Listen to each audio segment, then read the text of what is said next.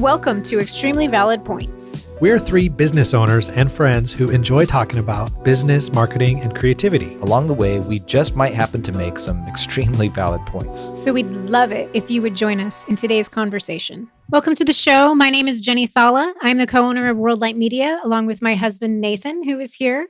And we are also here with Dave Wilkins, who is the owner of Ellipsis, which is a video and media production company. We're based in Fresno, California. And today we are going to talk about how to use consumer feedback to strengthen your brand position.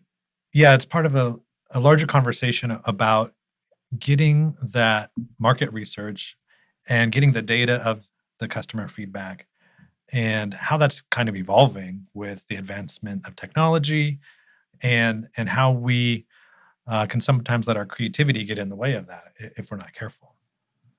Yeah, and I'm interested in exploring kind of the idea about how do you maintain your creativity through that without getting that all stripped away by other people's feedback or, having the data just drive every decision that you make. Awesome. All right, let's go for it. Dive right in. Okay. So Masterclass, Yeah. I don't know, did they send you this thing too about like, would you be willing to take like a test survey of one of their preview classes? No, I'm not that cool, I guess. Well, I said, yes, I would do that. And so I'm not supposed to say this, so don't record right now. But I'm previewing the author Salman Rushdie. He's doing a class, but it's like in the raw form. So they sent me the video and it has like all the like graphics will go here and da-da-da. And so they're just wanting to see like, how's the flow? And I'm supposed to write notes saying, oh, this part's kind of boring. This part I don't understand. This part I love, et cetera, and give reasons to everything. So the whole thing is like, you go through this class, and if I get it done by the 5th, then they'll give me a free subscription. Hey. Nice. So yeah, That's cool. I'm excited about that. Market research. You probably got the invite because I think you actually use your masterclass. I think, subscription yeah, more than I do. it may be just because I'm addicted to it. Participant.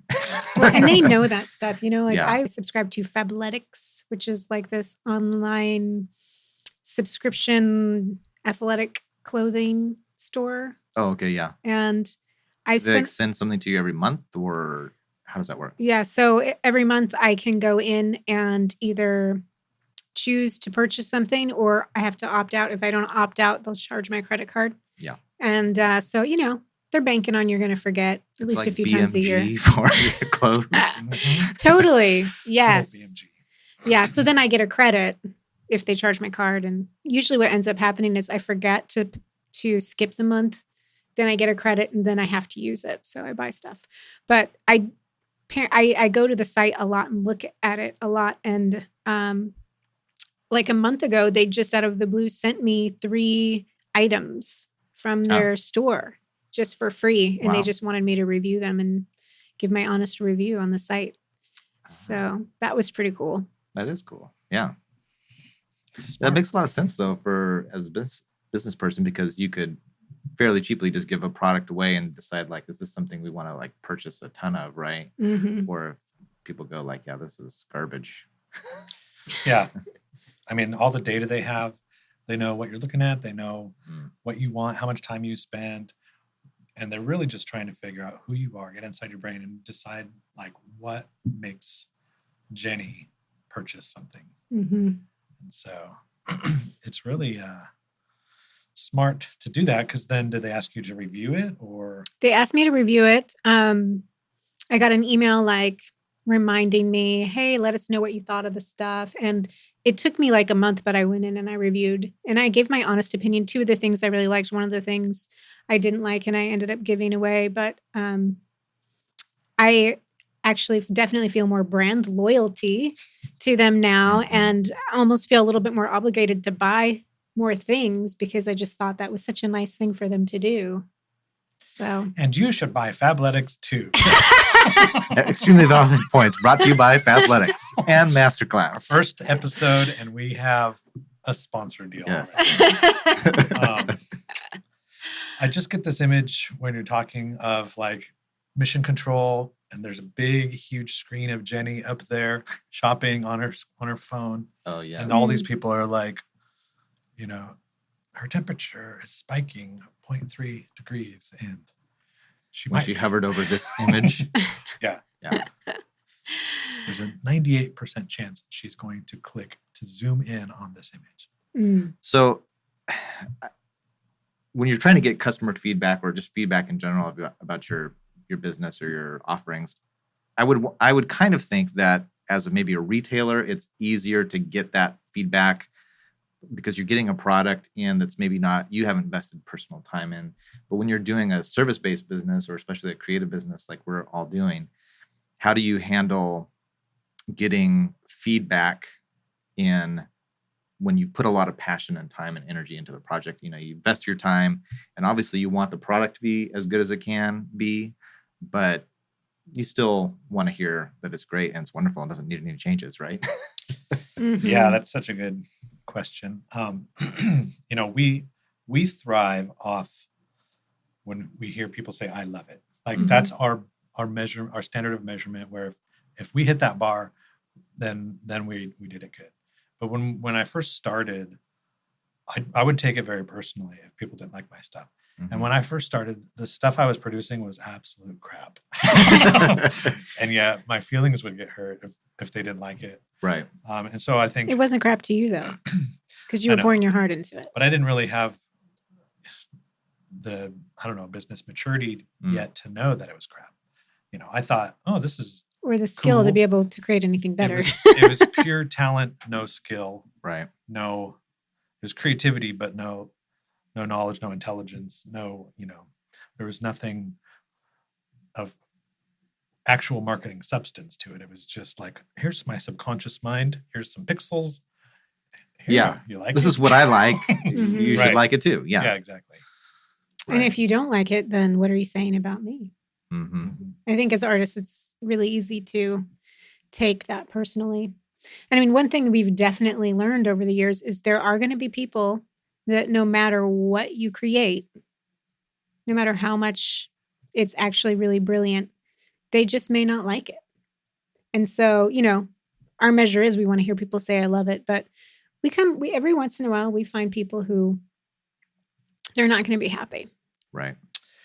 Yeah, and in those situations, I think what Fabletics is doing is, we've had to have conversations with our clients many times and try and coach them through the process and say, I know this isn't your favorite color. I know this is not Mhm. your favorite style of logo, but while you do own the company, the logo's not for you. The logo Right, is for exactly. your clients. The logo is for your customers. And so it really doesn't matter what you think. It matters what your clients think because they're the ones that you are trying to please. And so a lot of times that conversation goes pretty well, but sometimes people don't want to hear that.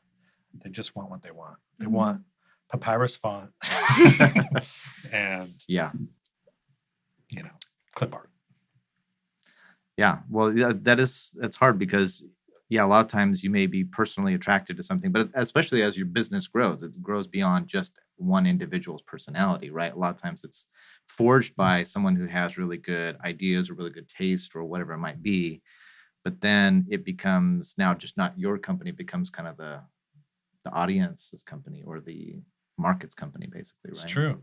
And that's what you want. If Right. you want to grow your business, if you want to be relevant to your customers, if you want to make money, your business needs Yeah. to serve the people that you are trying to reach. Which doesn't mean you have to be just shifting with the wind, like popular opinion. You can still stand for certain principles and say, like, well, we're not for Mm. this, particular, we're in this niche and we're not going to try to be everything to everybody, but you can still realize that times change and, things go differently. So you have to make adjustments, right? Absolutely. And I think that's one of the most exciting things about marketing now. And also one of the most terrifying things is just market research is really a data-driven decision. You Mhm. know who your customer is and you know what they want and what they need. And for thousands of years, that's been an emotional decision and it still is. Mm. And somebody with empathy is what's required to really understand how your customer is feeling and why they are buying. What is their motive? What's their reasoning? And now we have all of this data that we can look at and try and just kind of get a sense of, what is the data? What's the story that the data is telling? What are they trying to accomplish with their lives? And so then you're trying to analyze all of this, and it really is becoming, it's almost a little scary because there's so much data that they know about us, and it's Mhm. almost like they know a little too much about me. Like, how did they Mhm. know I would really, I've never seen this product before. I see it on Facebook all the time. Jenny and I were just talking about it, like scrolling through my feed.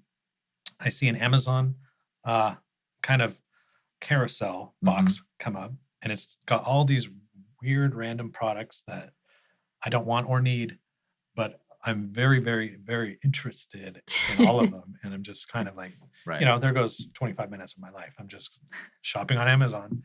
Mhm. And I think I've even bought a few items that way. Sure. Yeah. Yeah, and I get the same thing, but I get the same kind of ads, but different things that I will click on that I'm interested in. It's Yeah. pretty wild. So is Yeah. it random, or is it that they know X, Y, and Z about you, and there's some algorithm out there that's, Yeah. what's the podcast that tells you that information? 'Cause you need to go find that podcast and listen to that one. Well, I think it's interesting because we have now all this data available to us that we've never had before. And, AI is now a big thing too, right? So you have the algorithms and things that can serve up what, what the data says people are going to want and buy. But I do think that there's still an important human element, especially in the creative services where, yes, you could probably run some. In fact, they have like movie script writing. They've done a couple of like AI script writing things, basically like, here's what people like to see in movies. Wow. We're just going to have a robot write a script. And it's not maybe as bad as you might think it is. But I think it's interesting to do when they do the test screenings for movies. It's helpful in a way that you could see like, oh, did they laugh when I thought they were going to laugh? Or did they kind of seem to get bored in these areas where I thought was really interesting? And it doesn't mean that they're going to give you feedback of like, oh, change, this person should say this instead of this. Or, you don't have to listen to anything maybe that's too specific, but you need to figure out how is your art or your whatever you're producing landing with people. And then you can make creative decisions about that. Like there's a really funny short film that's by, who's the guy that does like Best in Show, one of my favorites. I'm gonna kick myself because I can't remember his name right now, but Wish I could help you out. yeah, but he does all the parody, Best in Show, Waiting for Guffman. Yeah, I don't know. I always remember his name. It's except not for Wes one word. Anderson. It's not Wes Anderson. Anyway, they did a little parody about this test screening for The Wizard of Oz, and people are like, I think it should go from color to black and white. And I think, like, I don't get the witch and like all these things. Like, if you would have make their changes, it would not be The Wizard of Oz at all, And so you could be kind of comical in that. Do you really want to accept everyone's advice? Well, you just need to figure out how people are receiving it, and then you can make creative adjustments to it to say like, oh, okay, maybe I just need to do this. It's not having the intended effect that I want. So I think you bring up an extremely valid point. Ding, ding. I think we need a hey, little bell. first extremely valid point. Because, okay, so what you're talking about is the experience, right? When we go and see a film, there's an experience that we all get out of it, but somebody's vision goes behind making that experience a reality. Just Christopher Guest. That's what it was. I had to say it. That's right. Okay, I'm sorry. I didn't mean to interrupt you. And so like, when we build, a sales funnel or a website or, something like that, it's like, there's an experience that we want to happen. Yeah. We want the audience to participate in. And, when you're talking about The Wizard of Oz and the point that you just made was, sometimes the audience, if they're given the chance, they will destroy their own experience. Oh, right. Because if they would have listened to the audience, oh, I don't want that. I don't want that. You might come out with something that's completely terrible, where somebody has to have the vision to reject all of those voices that's going to say, it's almost like you have to have the courage to do what is right, follow your vision, and produce something that at the end of the day, it may or may not be received well, but you just feel like this is your story. This is what you have to tell. And, and then it's either going to turn out well or terrible. And I Yeah. think the truly, truly great experiences that either film or any digital media has to offer, I think the very best of the best are the ones that arise out of somebody's vision, obviously collaboration with a whole bunch of other people, but somebody just kind of had the passion to just go for it and not really produce something that's that a robot could have written. You know what I mean? Based Yeah. on the algorithm. Right. Well, and just to add to that, I think what I'm hearing you say is like one of the most important parts of branding is clarity. And when you're trying to create a brand or you're trying to create an experience, there's a message that you want to convey. And there could be many different ways to do that. And then there's a lot of different details in between, when it comes to choosing a color or the background sound of, video or something like that. But what it really comes down to is, does this add to the experience or does this add to the message of the brand that we're trying to convey? And if it distracts or takes away, it's irrelevant. You need to strip it away for the sake of clarity. And I think that's what most brands still struggle with these days. We are continually talking about what is our brand and who are we and what do we want people to know about us. And you have to make them figure out what the main point is, the most important, most valuable thing that you have to offer people that people are going to care about, and really hone in on that and make it so clear that people understand who you are.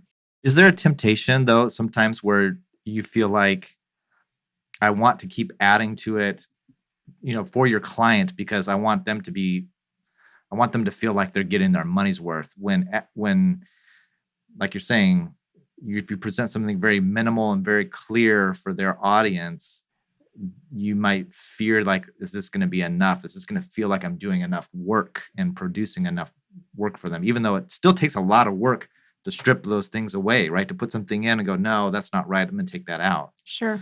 And I think, yes, that's often a struggle. And I think even especially for our clients, it's that you have to educate your clients about what it is that they're buying and paying for, because when they're spending a lot of money and investing, they, often might think that they need something really elaborate and, this brilliant idea. But sometimes the brilliant ideas are the most simple ones. I mean, when you look at Nike, their logo has been stripped to a swoosh. It is the most simple thing, but at the same time, it is the most brilliant thing. And their messaging is the same way. They just do it.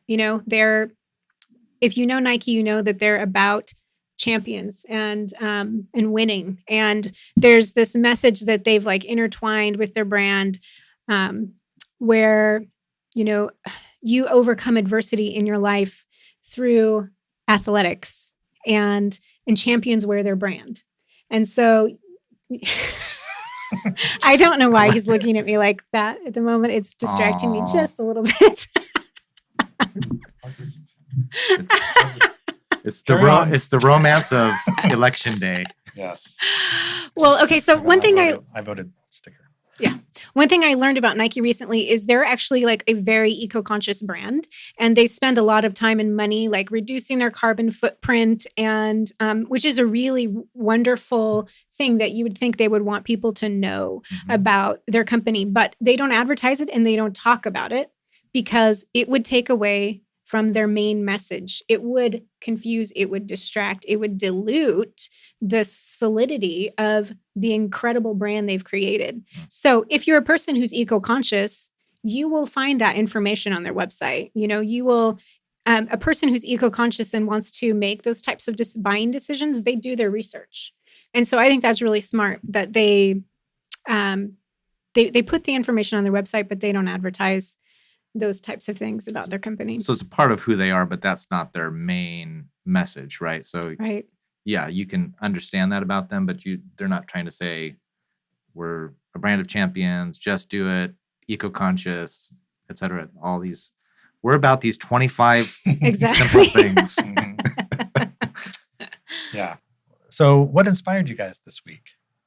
Well, something, and this is going to probably be a constant theme for me, but just thinking about masterclass and our subject here, there's a class with Judd Apatow, and he was talking about doing these test screenings and getting feedback.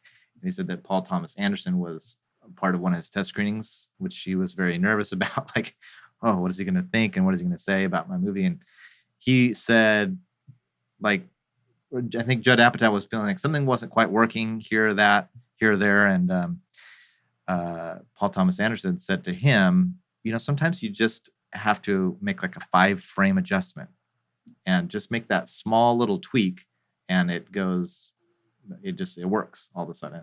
So I think a lot of times we might be thinking like we just have to throw everything out or start from scratch or totally revamp something. But sometimes it's just that minor little tweak.